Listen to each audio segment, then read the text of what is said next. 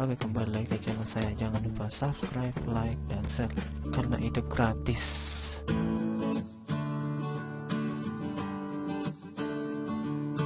Baik, kembali lagi bersama saya di sini, Binawan Purba. Dalam pembahasan kita pada pertemuan ini adalah tentang pembahasan tentang do dan does. Tetapi sebelum kita membahas tentang do dan does, ada beberapa materi yang akan saya sampaikan dalam pertemuan ini untuk menunjang atau untuk mendukung pembelajaran kita atau pembahasan kita tentang do dan does ini.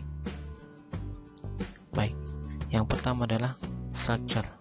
Structure ini artinya dalam bahasa Indonesia susunannya atau pola. Baik, dalam satu kalimat yang sempurna memiliki susunan kata seperti berikut. Ada beberapa komponen dalam satu kalimat yang harus ada, ya, tidak bisa dihilangkan, ya. Kalau dia supaya sempurna kalimatnya, maka komponen-komponen ini harus ada di dalam satu kalimat. Yang pertama subjek, yang kedua predicate, ya, atau predikat. Nah, predikat ini adalah kata kerja, ya, kata kerja yang dilakukan si subjek dan si objek nanti. Ini objek, ya. Jadi predikat, sekali lagi, ya, predikat ini adalah aktivitas atau kegiatan atau kata kerja atau pekerjaan yang dilakukan si subjek terhadap si objek. Itulah predikat.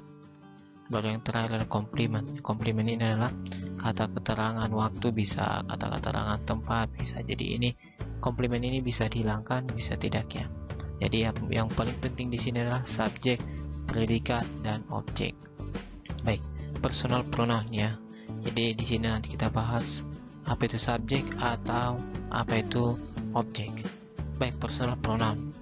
Personal pronoun adalah kata ganti nama diri. Ingat, kata ganti nama diri. Yang diganti di sini adalah nama diri kita. Contohnya, kalau nama saya Binawan Purba, ya, nama saya itu bisa diganti dengan apa, ya? Atau ya dia laki-laki, atau inilah kata ganti nama diri. Contohnya di sini. Kalau namanya si Karina, bisa diganti dengan sebutan si dalam bahasa Inggris atau dia dalam bahasa Indonesia, tergantung jenis kelaminnya. Selanjutnya, personal pronoun. Jenis-jenis personal pronoun ini yang sudah dibahas tadi. Subjek adalah manusia atau benda yang melakukan suatu kegiatan atau tindakan. Nah, sedangkan objek adalah orang atau benda yang menerima tindakan dari si subjek. Dikembalikan contoh, perhatikan di sini. Orion memanggil Alpha. Nah, di sini si Orion yang memanggil si Alpha, artinya siapa yang melakukan panggilan di sini? Yaitu si Orion. Baik, kita akan lihat strukturnya. Sebagai subjek. Sebagai subjeknya di sini adalah Orion calls Alpha. Orion ini adalah sebagai subjek. Nah, sebagai predikatnya calls atau memanggil. Sebagai objeknya adalah Alpha. Jadi sama seperti yang di atas tadi disebutkan, subjek itu adalah orang yang melakukan kegiatan atau orang yang kepada si objek. Nah, si objek ini adalah orang yang menerima atau orang yang berdampak atau orang yang menerima tindakan daripada si subjek. Baik, jenis-jenis pronoun sebagai subjek dan sebagai objek. Nah, kalau seperti tadi kita lihat, subjek ini biasanya ditempatkan di depannya, dan memang harus di depannya, di depan kalimat si subjek. Dan kalau objek ini di belakang, ya, karena dia adalah sebagai penerima. Baik, ini kalau I subjeknya, objeknya me. Kalau you subjeknya, objeknya you, dan selanjutnya, dan sampai di he, she, it. Strukturnya seperti yang sudah disampaikan tadi. Struktur dalam kalimat dalam positif subjek, predikat, dan objek, ya.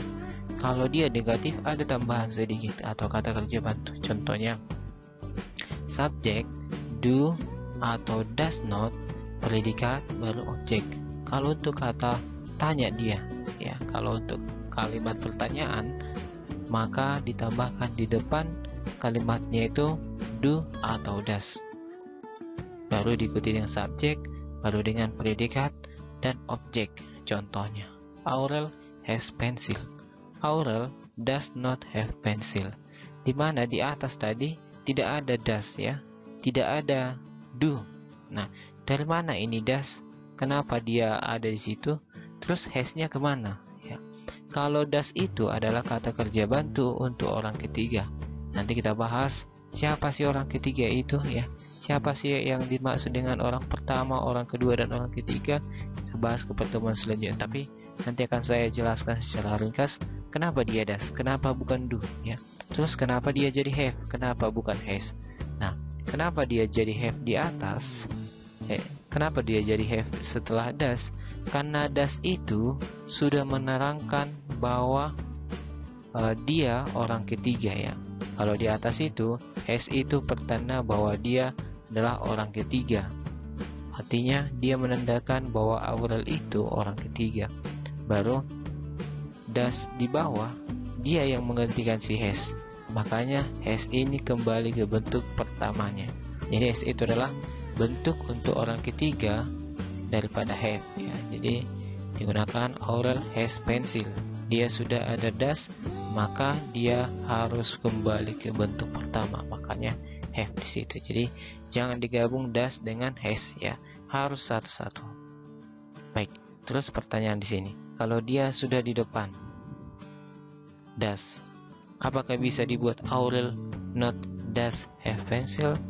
Ya, jadi does itu adalah kata kerja bantu. Jadi kalau not itu tidak bisa berdiri sendiri, harus ada dia membantunya. Harus ada pembantunya ya. Contohnya Aurel not itu sudah salah. Makanya dibantu dia, Aurel does not have pencil. Ya, baik, pertanyaan juga. Does Aurel have pencil? Apakah Aurel mempunyai pensil? Ya, seperti itu. Baik, penggunaan do dan does. Jadi pengertian daripada do di sini disesuai dengan konteks penggunaan ini adalah bisa dia menggunakan apakah, bisa dia artinya tidak ya. Kalau dia do ditempatkan di depan, artinya dia apa. Tapi kalau dia do not ditempatkan di tengah, artinya tidak. Baik. I, you, they, we. Ya, yang 4 ini. I, you, they, we ini menggunakan do dan do not. Kenapa? Karena I ini adalah orang pertama. You ini adalah orang kedua. They adalah orang ketiga, tetapi dia jamak lebih dari satu. Sedangkan we adalah orang pertama jamak, orang pertama yang lebih dari satu ya. Maaf. Oke. Bagaimana dengan he, she, it? He, she, it ini adalah orang ketiga tunggal, beda dengan they.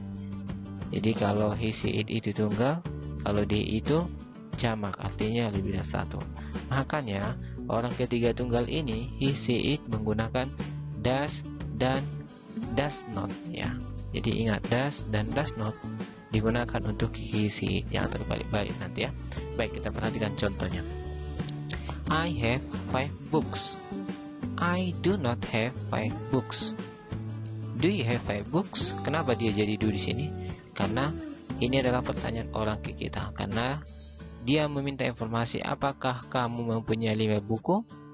Itu contoh yang menggunakan do. Sekarang yang menggunakan does not ya. Anendio has handphone. Anendio mempunyai handphone.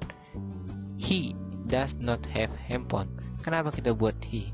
Karena seperti yang di atas tadi ya. Baik, I artinya saya, you artinya kamu, they artinya mereka, we artinya kita atau kami. Sedangkan he, dia ya. He itu artinya dia untuk laki-laki, she artinya dia untuk perempuan, it artinya dia untuk benda selain manusia. Baik, di sini dibuat I have 5 books. I don't have 5 books. Do you have 5 books? Ini pertanyaan orang ke kita ya. Anendio has handphone. He does not have handphone. Kenapa dia jadi he di sini? Karena seperti pembahasan kita sebelumnya, Anendio itu laki-laki, maka diganti menjadi he. Untuk kalimat pertanyaannya, does he have handphone? Does he have handphone? Nah, kalau seperti ini bisa kita jawab. Kalau dia mempunyai handphone, yes, he does. Kalau dia tidak mempunyai handphone, no, he doesn't. Seperti itu ya. Baik, Kira-kira seperti itu pembahasan kita tentang penggunaan do dan penggunaan does. Baik, kalau ada pertanyaan silahkan tinggalkan di kolom komentar. Secepat mungkin saya akan coba buat bahas pembahasan tentang pertanyaan yang kalian berikan. Thank you so much, and don't forget like and subscribe this channel so that you can help others to know much English. See you next time.